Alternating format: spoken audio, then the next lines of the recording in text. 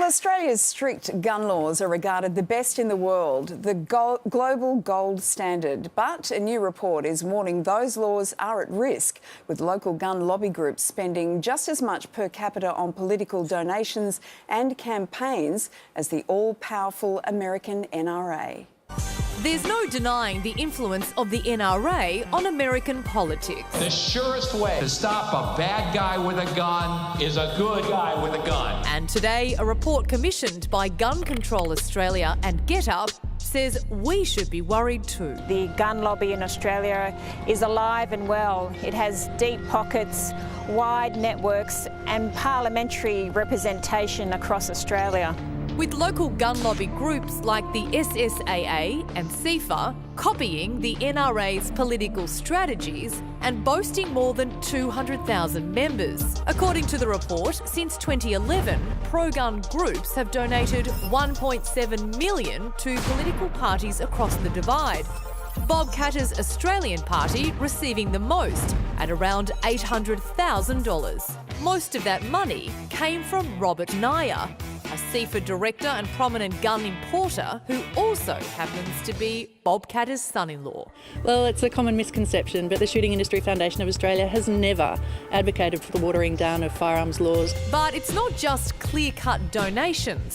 CIFA has also pumped hundreds of thousands of dollars into general anti-government ads. Make them pay on election day by putting the majors last. Our strategy of political donations is coming to an end, but what we will do is continue to hold politicians to account for the decisions they make through our advertising campaigns. This report's landed in the wake of an Al Jazeera investigation revealing One Nation sought millions from the NRA with promises to water down gun legislation here. Our gun laws that John Howard put in place under a Liberal national government have been keeping Australians safe for decades. And how dare they seek to trade those for money and votes from a foreign buyer? Weak gun laws can sell more firearms.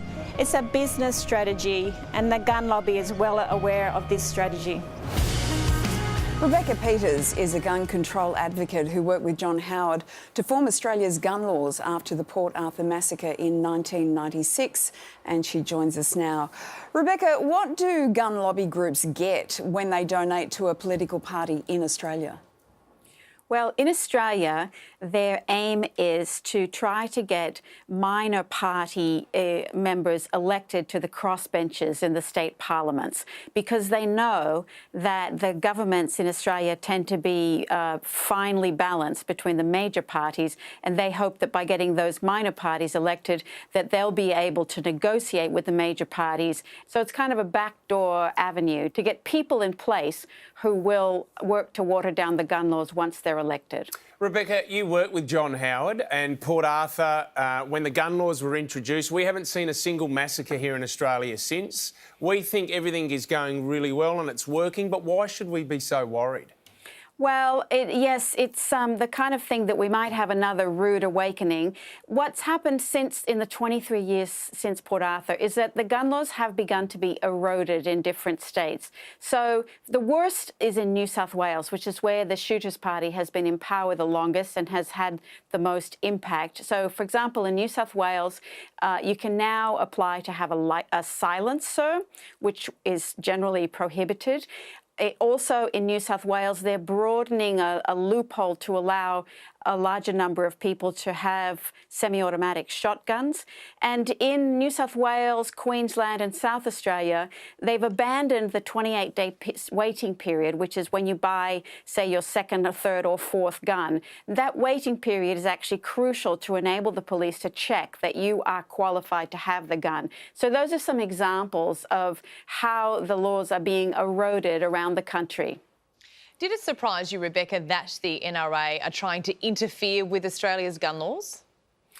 Well, I mean, I was very surprised by the film, but I do know that the NRA is very annoyed by the success of Australia's gun laws. They've said in this investigation that that they're constantly being asked about Australia's gun laws. So it would really suit them if they could get the gun laws watered down so that they would then be able to say, oh, well, Australia changed its gun laws because they weren't working. So when I thought about it, I thought, well, it actually does make sense for them to try to do that.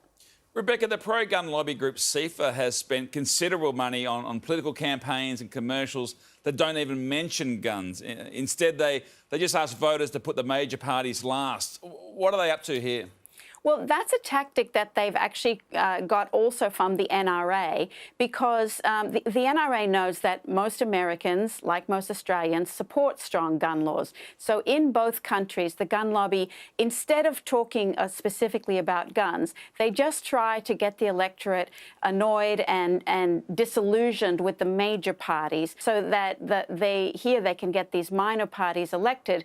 And then when the time comes, and we've seen this, for example, in New South Wales, the Shooters Party got elected and then they negotiated with the Labor government in New South Wales in return for the shooters supporting some other legislation of the government.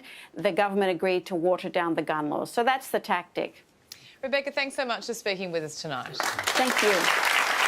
I find some of those things that Rebecca was saying petrifying, and given what the world's just witnessed with what happened in New Zealand and what's been revealed allegedly this week with the NRA and One Nation, I really feel that the pressure is on the PM now to commit on how to vote cards to putting One Nation below Labor and the... He's still refusing to commit to that. Yeah, absolutely. Because it's politically advantageous, and I don't think he will. I don't think don't you think the current climate we've just seen says a lot? Perfect time to do it, isn't it? Yep. All right, we'll stick around. We've got heaps more project to come.